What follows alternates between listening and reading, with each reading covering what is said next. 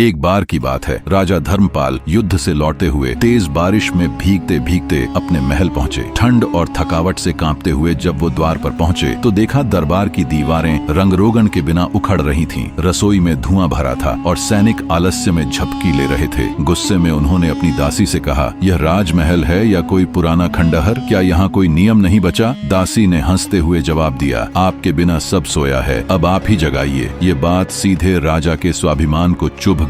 उन्होंने क्रोधित होकर कहा, अब मैं इस महल में सिर्फ राजकुमारी मोनिका को लाऊंगा, वही इसे फिर से जीवित करेगी। राजकुमारी मोनिका कोई सामान्य राजकुमारी नहीं थी। वह जितनी सुंदर थी उतनी ही रहस्यमयी, लेकिन उससे विवाह की एक अनोखी शर्त थी। कोई भी पुरुष जो मौन रहकर उसके 3 सवालों का उत्तर दे दे, वही उससे विवाह कर सकता था, अन्यथा वह उसकी आवाज छीन लेती थी। अब तक 77 राजकुमार अपनी आवाज गंवा चुके थे। धर्मपाल ने हार नहीं मानी। उन्होंने अपने साथ एक बुद्धिमान मौन साधु, एक इशारों का विदूषक और एक दृष्टिहीन कवि को साथ लिया और मोनिका के राज्य की ओर निकल पड़े। जैसे ही उन्होंने राज्य की सीमा पार की, एक गूंगे बाजे वाले ने उन्हें रोका। धर्मपाल ने सिर्फ मुस्कान दी और आगे बढ़े। महल में पहुंचकर उन्हें एक सुनहरी कक्षा में बिठाया गया, जहां राजकुमारी स्वयं आई। चुपचाप, गौरवपूर्ण मौन में ही उसने 3 प्रश्न प्रस्तुत किए। पहला एक आंसू था, दूसरा एक टूटी हुई वीणा और तीसरा एक अंधे चित्रकार की कूची। धर्मपाल ने बिना बोले तीनों जवाब अपने साथियों के जरिए संकेतों में दिए। मोनिका मुस्कुराई। ये पहली बार था जब कोई उसकी भाषा को समझ पाया।